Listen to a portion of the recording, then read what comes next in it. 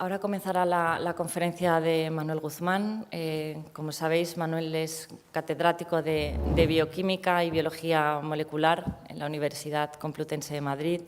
Sus investigaciones se centran en dilucidar cómo los cannabinoides afectan al funcionamiento y desarrollo de las células del sistema nervioso y cómo pueden ayudar en la lucha contra enfermedades neurodegenerativas.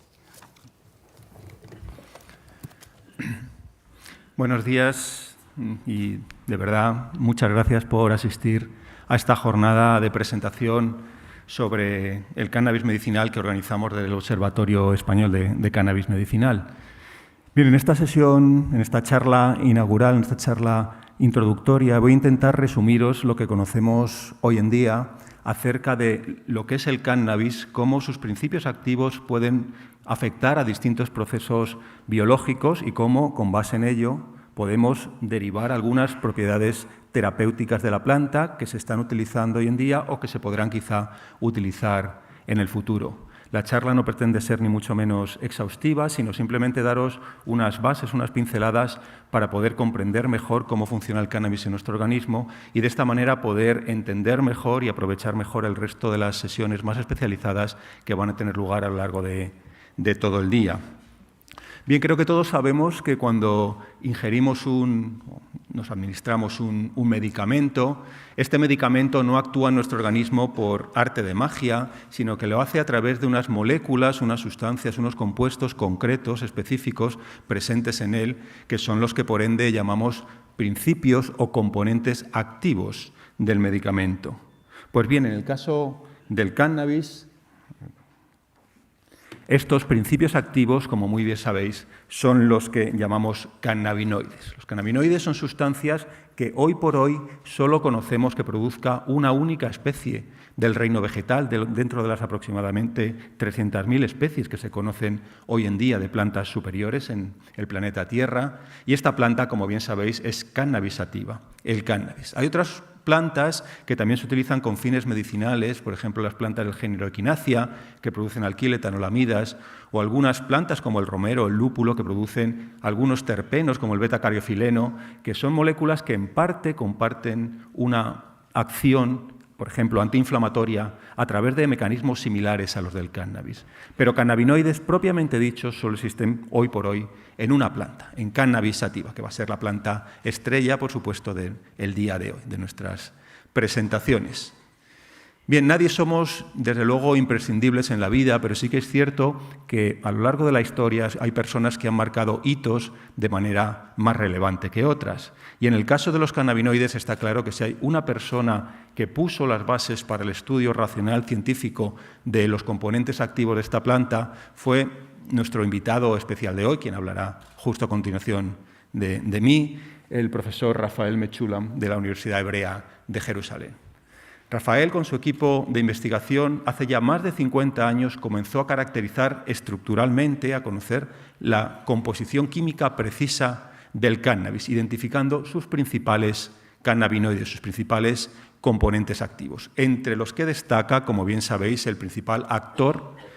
biológico, bioactivo del cannabis, que es el delta-9 tetrahidrocannabinol, que generalmente abreviamos como THC, una sustancia que, como digo, ya se conoce por los estudios de Rafael Mechoulam desde hace más de 50 años, una estructura química, como veis, que contiene 3 anillos químicos junto con una cola de 5 carbonos, una cola de pentilo, y cualquiera que tenga unas nociones básicas de química, esta fórmula le retrotrae inmediatamente a la principal propiedad físico-química del THC y de otros cannabinoides, que es, como bien sabéis, su lipofilicidad, su baja capacidad de disolución en disolventes acuosos y su alta capacidad de disolución en disolventes orgánicos o en disolventes grasos. Y, de hecho, como sabéis, el THC a temperatura ambiente es un aceite y, de hecho, los aceites son uno de los vehículos más comúnmente utilizados para el consumo medicinal de cannabis. El THC, como bien sabéis, no es el único componente activo del cannabis. El THC está acompañado por más de 100 cannabinoides distintos, aparte de otros componentes de la planta como terpenos, flavonoides, etc. Y entre el resto de los componentes, aunque todavía no conocemos la farmacología precisa de muchísimos de ellos, de hecho de la gran mayoría de ellos, sí que podríamos destacar al segundo actor bioactivo más relevante de la planta, el, digamos, escudero de lujo del THC a nivel molecular, que es, como bien sabéis, el cannabidiol. Cuando uno ve la fórmula del cannabidiol comparada con la del THC, el parecido es extraordinariamente grande, únicamente este anillo está abierto, pero eso que se refleja sobre la fórmula plana en realidad no representa lo que realmente diferencia estas dos moléculas, porque en el CBD, al abrir este anillo, la estructura tridimensional de la molécula cambia extraordinariamente con respecto al THC, de manera que sus acciones sobre el organismo son diferentes y están mediadas por moléculas, como veremos, diferentes. De hecho, como sabéis, el CBD, aparte de sus propiedades terapéuticas que pueden ser relevantes y que iremos viendo a lo largo de todo el día, propiedades antiinflamatorias o propiedades anticonvulsivantes, el CBD esencialmente también lo que puede hacer es mejorar la tolerabilidad del THC cuando va combinado con él. El CBD atenúa algunos de los efectos psicoactivos, muchas veces no buscados, en el uso medicinal del cannabis y por eso, en general, como sabéis, se suele recomendar en términos medicinales la combinación en los preparados de cannabis del principal componente bioactivo, el THC, junto con el componente que atenúa los efectos no deseados del THC y que además añade algunas otras propiedades terapéuticas a la planta. Como decía, THC y CBD pueden ser quizá los más relevantes, pero hoy por hoy no son ni mucho menos los únicos conocidos y a ellos les acompaña un gran número de otros cannabinoides cuya farmacología está hoy siendo objeto de estudio muy intenso por distintos laboratorios del mundo. Bien, esta labor seminal de Raphael Mechoulam en los años 60 para dilucidar la composición química del cannabis fue absolutamente esencial, como digo, para sentar los pilares sobre la investigación de esta planta. No solo en términos farmacológicos, porque ya a partir de los años 60, 70 se pudieron empezar a hacer los primeros estudios, no solo en animales de investigación, sino también en humanos, para optimizar las preparaciones de cannabis, para conocer sus efectos tanto terapéuticos como secundarios, etc. También fue absolutamente crucial la labor de Raphael Mechoulam para diseñar derivados de los cannabinoides que nos permitieron conocer su mecanismo de acción en el organismo. Y aproximadamente 30 años después de que Rafi y su equipo pudieran caracterizar estos compuestos, llegó un nuevo cambio de paradigma en la visión de cómo estos compuestos actúan en el organismo. Los cannabinoides, como los principios activos de cualquier otro fármaco, como decía, no actúan en nuestro organismo por arte de magia, sino que lo hacen de una manera específica. Lo hacen uniéndose a unos blancos, a unas dianas primarias de acción, a unas moléculas que los sensan, que los reconocen, que los reciben en el organismo y que por ello se llaman precisamente receptores. En este caso, receptores de cannabinoides porque son moléculas situadas en la superficie de nuestras células, por ejemplo, de las neuronas de nuestro sistema nervioso central, que son capaces de reconocer específicamente, por ejemplo, al THC de la planta y, por tanto, estas células que sensan, que reciben de esta manera molecularmente específica al THC, son aquellas células que van a recibir esta información y, por tanto, que van a responder al THC. Como corolario, podríamos decir que, por tanto, las células de nuestro organismo que no poseen estos receptores no van a sensar el THC y, por tanto, van a ser insensibles al THC. El THC, por tanto, se une a estas moléculas receptoras con una elevadísima especificidad. Y muchas veces utilizamos el símil, y me voy a permitir usarlo aquí también, el símil de una llave y un candado. El THC, como tenemos ahí representado, se va a unir específicamente a su candado molecular, con el cual va a interaccionar de manera precisa. Y solo las células que dispongan en su superficie de estos receptores, de estos candados moleculares para unir el THC, van a ser sensibles al THC. La unión del THC a su receptor produce lo que en términos moleculares podríamos llamar un clic molecular. Y por ende, cuando el THC se une a un receptor, por ejemplo en esa neurona que esquemáticamente hemos representado ahí, esa neurona va a responder. Va a responder cambiando su actividad, quizá aumentando su actividad, inhibiendo su actividad en función del tipo de señal que reciba del THC y en función de dónde esté localizada esta célula en nuestro cerebro. Bien, sabemos hoy en día, como probablemente conozcáis, que hay dos candados moleculares muy similares en nuestro organismo para recibir al THC y a otros cannabinoides de la planta, el que llamamos receptor cannabinoide de tipo 1, expresado sobre todo en el sistema nervioso, el receptor cannabinoide de tipo 2, representado sobre todo en el sistema inmune, que por tanto media los efectos antiinflamatorios, por ejemplo, de los preparados activos del cannabis. Pero en esencia la idea clave es que el THC va a actuar sobre aquellas zonas de nuestro organismo, como digo, que tengan estos sensores, estos receptores específicos, y no lo va a hacer sobre aquellas zonas de nuestro organismo que no los posean. Bien, curioso este descubrimiento en los años 90 de que existen en nuestras células, por ejemplo en nuestras neuronas, unas moléculas que específicamente ligan un principio que, como decíamos anteriormente, solo produce, por lo que sabemos hoy en día, una especie de las aproximadamente 300.000 que componen el reino vegetal. Parece un capricho evolutivo el que eso se haya producido. La pregunta que obviamente surgió a raíz de este descubrimiento de los receptores específicos del THC es qué pintan esos receptores en nuestro organismo. Bien, la hipótesis de partida fue claramente que esos receptores deben estar situados en nuestras células para unir moléculas muy parecidas químicamente al THC, moléculas que producimos los seres vivos, que se unen a esos receptores, que modulan la actividad de algunos circuitos neuronales y, por tanto, el THC, imitando como una llave muy parecida la acción de estos cannabinoides que producimos nosotros, pueden llevar a cabo una serie de alteraciones en nuestros procesos biológicos. Bien, esta hipótesis, sobre la que se basó 30 años después del descubrimiento de los cannabinoides de la planta, el propio grupo de Rafael Mechoulam, dio lugar al descubrimiento, por su parte, de, como sabéis, lo que hoy en día llamamos cannabinoides endógenos, o bien el acrónimo de endocannabinoides. Digamos, moléculas similares al THC que produce nuestro cerebro, y cuando digo nuestro, no es solo el de nuestra especie, el de Homo sapiens, todos los vertebrados,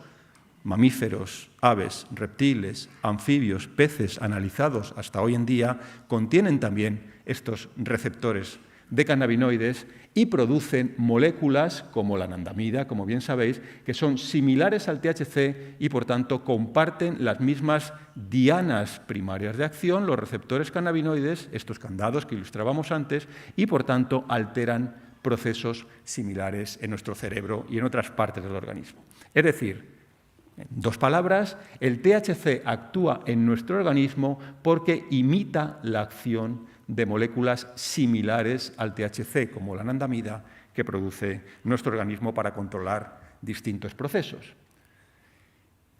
Bien, ¿y cuáles son estos procesos? O, en otras palabras, ¿en qué zonas de nuestro cerebro y de nuestro organismo están más representados, son más abundantes estos receptores de cannabinoides y, por tanto, cuáles son los procesos que esas zonas controlan que van a ser modulados endógenamente por los cannabinoides endógenos y que van a ser afectados por imitación por el THC? Pues, como todos sabéis, el THC de la planta, por ejemplo, afecta a la actividad y coordinación motora. Y eso no lo hace por arte de magia, sino que lo hace uniéndose a receptores cannabinoides que están localizados específicamente en zonas de nuestro cerebro implicadas en estas funciones, por ejemplo, los ganglios basales o el cerebelo. El THC, como sabemos, incrementa el apetito, y eso lo hace, una vez más, uniéndose a receptores específicos que obviamente están localizados en zonas de nuestro cerebro que controlan el apetito, esencialmente el hipotálamo. El THC afecta a los procesos cognitivos y de memoria, como bien sabéis, y eso, una vez más, no lo hace por arte de magia, sino que lo hace uniéndose a dianas específicas, a receptores específicos cannabinoides localizados en zonas de nuestro cerebro implicados en procesos cognitivos y de memoria, como respectivamente la corteza y el hipocampo. Uno de los efectos más relevantes o más clásicos de los cannabinoides en términos terapéuticos es, como bien sabéis, la inhibición de las náuseas y los vómitos inducidos por quimioterapias emetógenas utilizadas en el cáncer muy frecuentemente. Bueno, pues el efecto inhibidor del vómito y de la náusea que produce el THC, una vez más, no se produce por arte de magia, sino por interacción específica con receptores cannabinoides localizados, como cabía esperar, en los centros de nuestro sistema nervioso central implicados en la inhibición de la náusea y el vómito. Así podríamos seguir con muchas propiedades, muchas acciones biológicas y o terapéuticas de los cannabinoides, como es el control del dolor, la modulación de procesos afectivos, emociones, estrés, la disminución de la temperatura corporal, etc.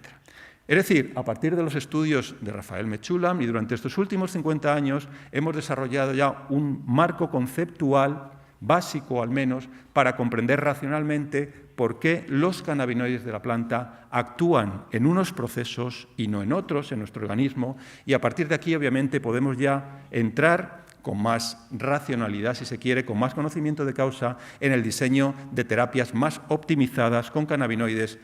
con el fin último, obviamente, de mejorar la calidad de vida de muchos pacientes que están sufriendo, sobre todo, enfermedades crónicas, para los cuales los cannabinoides pueden ser un buen remedio. Bien, sobre esto no me voy a detener porque vais a estar escuchando charlas a lo largo de todo el día más especializadas, pero simplemente dar un par de pinceladas para situarnos en este contexto. Bien, los cannabinoides, como bien hemos visto, actúan modulando una serie de procesos biológicos y esta modulación puede ser algunas veces interesante en términos terapéuticos. Terapéuticos no quiere decir bueno o malo y mucho menos en términos éticos. Si un atleta va a correr una final olímpica de 400 metros, obviamente no le va a interesar disminuir su capacidad motora fumándose un porro antes de la competición. Pero si una persona tiene un defecto hipercinético, una activación involuntaria, por ejemplo, de su capacidad motora, como ocurre en algunas enfermedades neurodegenerativas, como bien sabéis, que se acompañan de espasmos, de tics, de temblores, pues obviamente sí puede ser interesante disminuir la actividad motora no voluntaria, en este caso, de estos pacientes. Es decir, acciones biológicas se pueden o no, en función del contexto de la persona que está consumiendo la sustancia, derivar hacia acciones terapéuticas. Obviamente, los principios activos del cannabis, de la propia planta, bien la planta en forma herbal o bien preparados como aceites, como bien sabéis, es una fuente obvia y clara de cannabinoides. Se han hecho ya también distintos medicamentos, como también conocéis, aprobados oficialmente por distintas agencias reguladoras, que contienen extractos más o menos crudos de la planta, como el Sativex, compuestos puros, por ejemplo el THC, que son cápsulas de marinol, el Cesamet, que es un derivado sintético del THC, la nabilona, el Epidiolex, como sabéis que es un preparado con CBD, etc. Entonces, una primera cuestión que obviamente uno puede plantearse es la utilización de mezclas de compuestos frente a la utilización de compuestos puros. Y en general, hoy por hoy, la tolerabilidad suele ser mejor y quizá también, en muchos casos, el efecto terapéutico cuando combinamos, como hemos visto antes, distintos cannabinoides que pueden producir distintos efectos complementarios en términos terapéuticos y además algunos de ellos, como el CBD, atenuar algunos efectos no deseados de otros de ellos, como el THC, pero esta primera cuestión de compuestos puros frente a mezclas de compuestos es una cuestión que siempre uno se plantea en farmacología.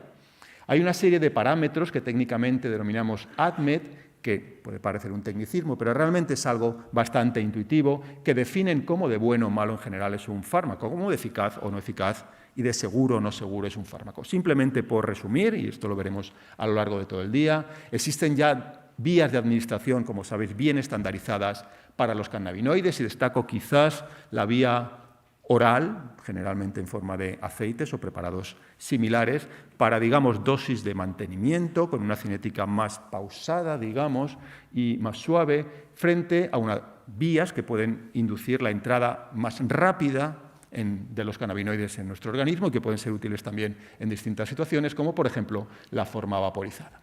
Los cannabinoides, como bien sabéis y hemos dicho anteriormente, son sustancias muy lipofílicas, muy ávidas por disolventes orgánicos y nuestro organismo por tejidos que contienen una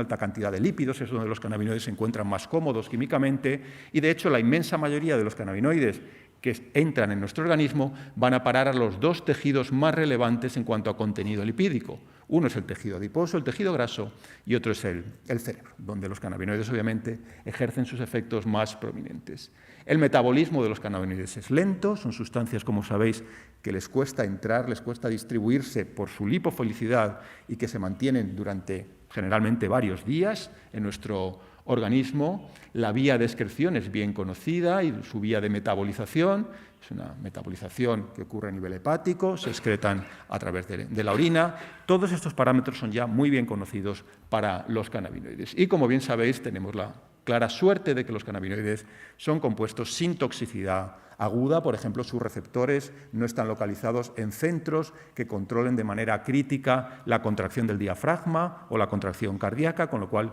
no tenemos riesgo de paradas cardiorrespiratorias, por ejemplo, o de alteraciones importantes en estos parámetros vitales básicos. Y realmente, como para cualquier medicamento, debemos buscar lo que conocemos como balance terapéutico, es decir, no solo sus efectos terapéuticos deseados, sino también reducir todo lo que podamos los efectos secundarios no deseados, porque quizá colocarse con cannabis pues puede ser entretenido para una vez o para 2 veces, pero para un paciente que quiere mantener, digamos, una actividad laboral o vital más o menos constante y que está tomando cannabis todos los días, pues probablemente pierda la gracia. Entonces, debemos obviamente balancear qué efectos terapéuticos estamos buscando junto con los efectos secundarios de los cannabinoides, que generalmente, como sabéis, son efectos psicoactivos y en algunos casos, pocos, pero en algunos casos también hay que tener en cuenta algunos efectos cardiovasculares. Bien, con todo esto nos encontramos ante un panorama realmente motivador y realmente excitante para estudiar, comprender y avanzar en el estudio de las propiedades terapéuticas de estos compuestos. Hoy en día hay algunas propiedades que ya están bastante bien asentadas, como sabéis, y sobre las que discutiremos a lo largo del día. Otras todavía les queda un poquillo más que avanzar. En todas ellas, desde luego, podemos seguir avanzando y optimizando las terapias. Es un infinito. El cannabis es una planta absolutamente compleja, como ya hemos comentado. Tiene 110 cannabinoides aproximadamente, un gran número de otros componentes no cannabinoides. Realmente tenemos infinitas preparaciones de cannabinoides, como tenemos infinitos pacientes e infinitas enfermedades. Entonces, el conocimiento es tan vasto que nunca podremos llegar a comprenderlo de manera completa, pero sí podemos ya sentar algunas pautas acerca de terapias basadas en cannabinoides, como bien sabéis. Y sin detenerme, simplemente por recordarlas, y sobre ellas vamos a hablar a lo largo del día de hoy, los cannabinoides son compuestos analgésicos muy eficaces en distintos cuadros de dolor crónico y dolor neuropático. Los cannabinoides inhiben los espasmos, y ya hemos mencionado también otros trastornos del movimiento asociadas a enfermedades neurodegenerativas como la esclerosis múltiple.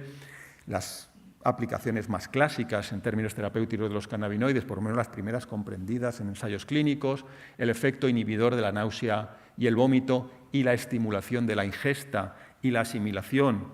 y utilización correcta de nutrientes en detrimento de su mala utilización en enfermedades crónicas, sobre todo como el cáncer y especialmente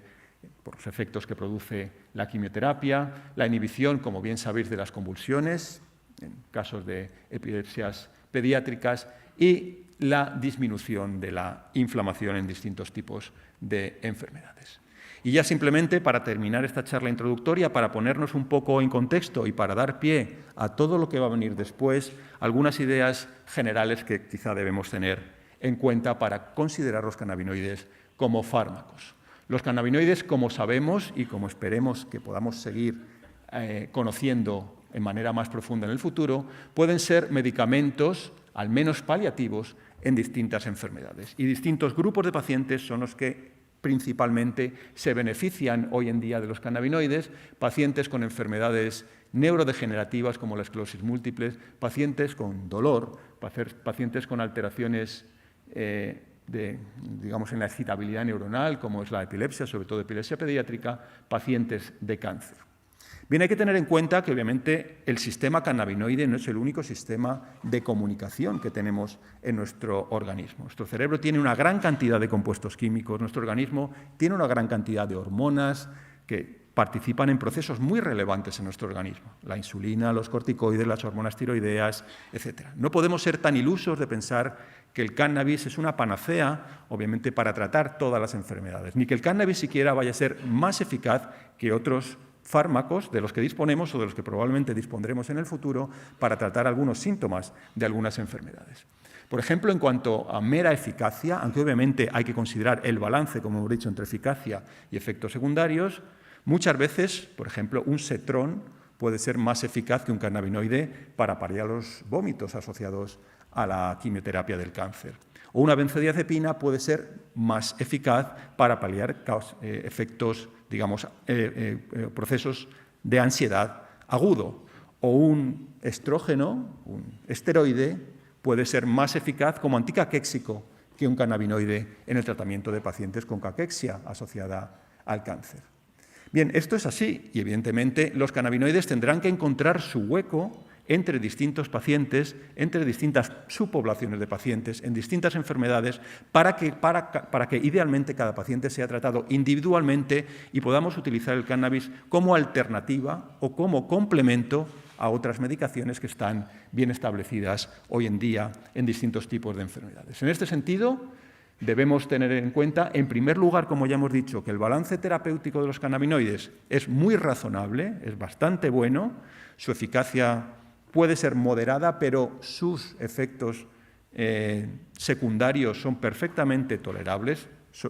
desde luego mucho más que muchas otras terapias bastante más agresivas que se utilizan en cáncer o en enfermedades neurodegenerativas, y los cannabinoides pueden, por tanto, bien solos o bien combinados con estos otros medicamentos, ser empleados en distintos tipos de estrategias. Por ejemplo, en pacientes que no toleran bien medicamentos estándar, como terapia sustitutiva de estos medicamentos estándar, o bien en pacientes que no responden bien a esos medicamentos o que han empezado respondiendo, por ejemplo, a un opiáceo en el tratamiento del dolor y al cabo del tiempo se genera tolerancia y, por tanto, dejan de responder al opiáceo, como terapia sustitutiva o bien, y eso es una de las grandes vías de investigación en el cannabis medicinal, como terapia combinada, cómo pueden sinergizar o complementar los cannabinoides la acción de otros fármacos ya conocidos hoy en día. Y, desde luego, el grupo de pacientes o los grupos de pacientes que más se están beneficiando hoy en día de los cannabinoides, y esperemos que siga siendo así y cada vez más, son pacientes en general con baja calidad de vida, con enfermedades crónicas que tienen muy distintos tipos de síntomas, de manera que con un solo preparado, aunque sea complejo molecularmente, como son los preparados del cannabis, podemos ejercer efectos analgésicos, efectos anticonvulsivantes, efectos ansiolíticos, efectos anticaquéxicos, etcétera, para mejorar de forma dramática muchas veces la calidad de vida de estos pacientes. Bien, pues esto es esencialmente lo que nos vamos a encontrar hoy, una planta compleja con distintos tipos de componentes, con distintas aplicaciones terapéuticas, algunas mejor asentadas, otras que todavía estamos intentando conocer y que esperemos que en el futuro cercano su abanico se amplíe y, sobre todo, como decía Carola, que los pacientes en nuestro país y, desde luego, en otros lugares del mundo dejen de estar en este proceso, en esta situación de inseguridad jurídica y sanitaria para poderse beneficiarse de manera más óptima de este tipo de compuestos. Muchas gracias de nuevo por asistir y, bueno, un placer de verdad estar aquí con vosotros.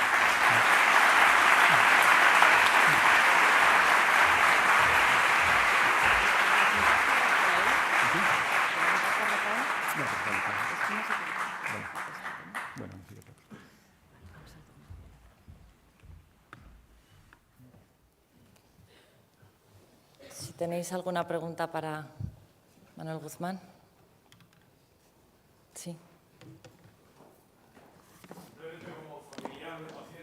Un segundito, que le van a acercar un micrófono. Por favor. Gracias. Como familiar de paciente, como médico, como catedrático de universidad, igual que el profesor Guzmán, quería felicitarle por la maravillosa exposición que ha hecho.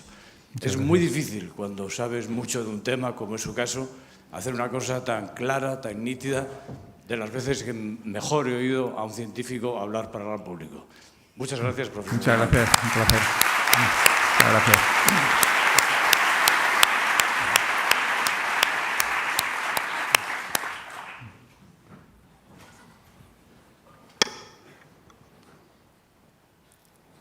I would like also to thank Manuel Guzmán. It was a brilliant presentation, and thank all of you for doing this today. I'd like to ask, because where you were talking about the medications, there was a reference also to synthetic forms of cannabinoids. If there is an opinion at this time as to whether or not the synthetic version of cannabinoids has the same effect as the natural cannabinoids. Thanks. Bien, voy a contestar en castellano para que sea comprensible por la audiencia. Bien, la cuestión que se plantea, como habréis podido escuchar, es qué conocemos y cuáles son las opciones terapéuticas derivadas de los cannabinoides sintéticos frente a los cannabinoides naturales. Bien, hacer futuribles es muy complicado, pero puedo resumir lo que conocemos hoy en día acerca de esta situación y cuál ha sido la historia, digamos, en este camino en la que, una vez más, el grupo de Rafael Mechulam ha sido pionero sintetizando moléculas bioactivas derivadas de los cannabinoides con propiedades farmacológicas interesantes. Bien, es una práctica habitual, lo ha sido a lo largo de la historia de la farmacología, partir de compuestos naturales, partir de mezclas muchas veces de compuestos presentes sobre todo en el reino vegetal y a partir de ahí aislar esos componentes activos de los que hablábamos, esos principios activos, y modificarlos químicamente para intentar mejorar sus propiedades farmacológicas, mejorar su actividad biológica, disminuir sus efectos secundarios, disminuir las acciones no deseadas sobre tejidos sobre los que no queremos dirigirnos para tratar la enfermedad, etc. En el caso del cannabis eso se ha intentado durante mucho tiempo y de hecho desde los años 60 el grupo de Rafael Mechulam y otros grupos que se han unido a él han sintetizado herramientas muy interesantes en términos farmacológicos para derivados de los cannabinoides. Hoy en día disponemos, al menos para trabajar en el laboratorio, con animales de experimentación, con células, con tejidos, disponemos de un abanico muy grande de estas moléculas. Tenemos, por ejemplo, moléculas que estimulan los receptores cannabinoides selectivamente para el receptor CB1 o para el receptor CB2, con distintos grados de afinidad por el receptor y potencia. Tenemos moléculas que ya no activan, sino que bloquean los receptores CB1 o los receptores CB2 de manera también selectiva. Tenemos un gran número, en suma, de moléculas para trabajar en sistemas preclínicos acerca del mecanismo de acción de los cannabinoides, de ver cuál de los dos receptores está más implicado, etc. Ahora bien, hasta ahora, y como digo, los futuribles no se pueden hacer, pero hasta ahora no se ha conseguido ningún compuesto sintético que en la clínica pueda sustituir al THC y al CBD y sobre todo a las combinaciones que existen en la planta. Bien, lo primero que se trató de buscar fueron cannabinoides derivados de la estructura del THC con una elevada potencia. Y los primeros sintetizados en la Universidad Hebrea de Jerusalén demostraban realmente que se pueden sintetizar este tipo de moléculas, cannabinoides altamente activos. Tenemos un cannabinoide sintético exclusivamente en el mercado que es la nabilona, que tiene una potencia aproximadamente 10 veces superior al THC. Pero su balance terapéutico y sus indicaciones, de hecho, y su utilización es realmente restringido. Es una molécula poco favorable en términos farmacológicos, porque tiene un perfil de acción muy estrecho. Digamos que de no tener efecto pasa en un intervalo de dosis muy pequeño a tener unos efectos muy potentes, pero no solo efectos terapéuticamente buscados, sino también efectos secundarios, los efectos, digamos, del colocón, del high, que produce característicamente el THC. Y de hecho la utilización de este único cannabinoide que ha llegado a la clínica es extraordinariamente restringida hoy en día. El resto de los compuestos tampoco ha llegado a más. Se han hecho, por ejemplo, ligandos agonistas selectivos, moléculas que activan selectivamente el receptor de tipo 2, también por el grupo de Rafael Mechulam. Moléculas que pueden ser, por tanto, interesantes para disminuir, por ejemplo, la inflamación o algunas enfermedades del sistema inmune, sin afectar al receptor CB1, que es el receptor implicado en la psicoactividad. Es decir, son cannabinoides, por decirlo así, antiinflamatorios no psicoactivos. Eso sobre el papel está muy bien, pero los intentos que se han hecho de llevarlos a la clínica, por ejemplo, para el tratamiento del dolor inflamatorio, no han dado buenos resultados y estos compuestos se han quedado en fases 2 de ensayos clínicos. Como bien sabéis probablemente, la empresa Sanofi-Aventis diseñó hace ya más de 20 años un bloqueante selectivo del receptor CB1, el Rimonabant, que se ha estado comercializando en Europa con el nombre de Acomplia y que la FDA, por fortuna, nunca llegó a aprobarlo. Este compuesto, después de pasar por distintas fases clínicas, como compuesto antiobesidad, los cannabinoides inducen la ingesta. El bloqueante del receptor CB1 disminuye la ingesta en animales de experimentación y también en voluntarios humanos. Se observó que este compuesto realmente sí tenía esos efectos terapéuticos, aunque bastante moderados, todo hay que decirlo, pero también tenía unos efectos secundarios muy graves sobre la salud mental de los pacientes, con lo cual fue retirado del mercado. Se ha probado también, por ejemplo, a bloquear la degradación de los cannabinoides endógenos. Los cannabinoides endógenos, como la anandamida, actúan sobre distintas zonas de nuestro cerebro, por ejemplo, y, por ejemplo, inducen respuestas analgésicas en animales de experimentación. Pero los estudios que se han hecho hasta ahora en humanos con inhibidores de la degradación de anandamida no han pasado de fases 1. Y, de hecho, si recuerdas, hubo un accidente muy importante en un ensayo clínico en Francia hace un año aproximadamente con uno de estos compuestos que probablemente tuviera off-targets, que fuera un compuesto no selectivo, pero que desde luego ha dado al traste con todos los programas de desarrollo de inhibidores de la degradación de endocannabinoides. Es decir, al final nos hemos quedado con una herramienta esencialmente, hoy en día al menos en términos prácticos, que son los cannabinoides de la planta, con un perfil de seguridad y una farmacología bien conocida y con una combinación de una gran posibilidad de combinaciones de compuestos. No quiero decir que los cannabinoides sintéticos nunca vayan a tener un nicho en la farmacología de los cannabinoides, en términos de aplicación clínica, pero hoy, por desgracia, todos los intentos que se han hecho de cambiar la estructura química de los compuestos de la planta para conseguir ligandos selectivos de uno u otro receptor, antagonistas, bloqueantes receptivos específicos, de uno u otro receptor, moduladores del metabolismo de los cannabinoides, etcétera, no han dado resultados correctos. No sé si en el futuro veremos alguno, pero hoy por hoy nos queda la planta y sus componentes.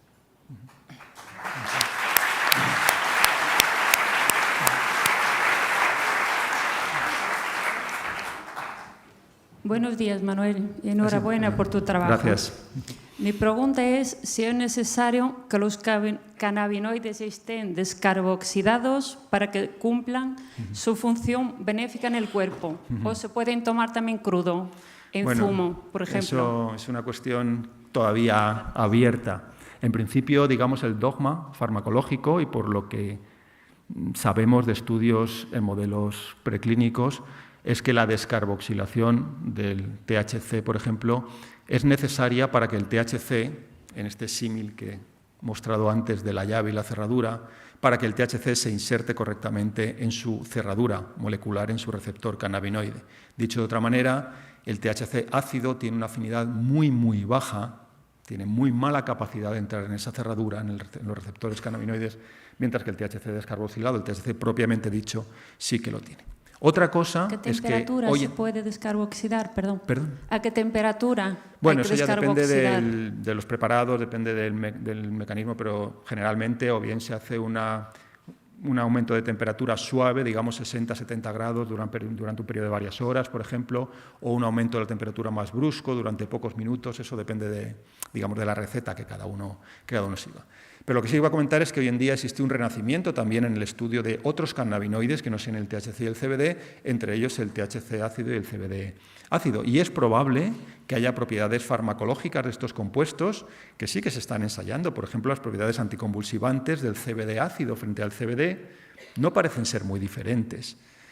Entonces, ahí tenemos también un nicho muy interesante para trabajar. Como he dicho, hay muchos cannabinoides cuya farmacología no conocemos, entre ellos los cannabinoides carboxilados, y quizás en el futuro podamos tener alguna sorpresa agradable en este sentido. Pero hoy por hoy, al menos el dogma, es que el THC necesita descarboxilarse para mediar sus efectos, digamos, clásicos a través del receptor CB1 o del receptor CB2.